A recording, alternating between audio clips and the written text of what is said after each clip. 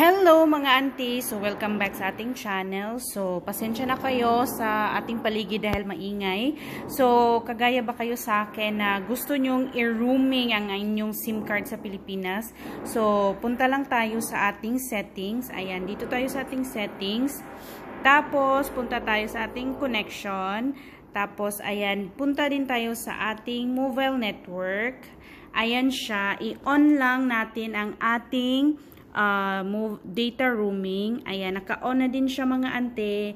At ang gamit ko ay Samsung Galaxy S10. So, i-on natin ang ating Bolt calls. Ayan, naka-on na siya mga ante. Tapos, meron siya ditong network calls global. Ayan siya.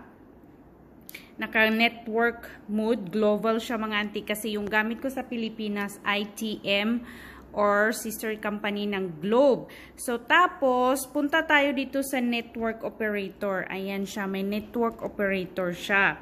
So, itong select automatically, kailangan naka-off to siya mga auntie. I-off natin to. Ayan. So, ayan, naka-off na siya. And may nakalagay dito na available network. So, ang ating gagawin is press lang natin ang StarHub at nag-scanning na siya. Ayan. So, meron na tayong signal. So, ito yung signal ng ating StarHub roaming number na TM mga auntie. So, depende sa inyo kung anong network ang available. Sa akin na network is StarHub yung available.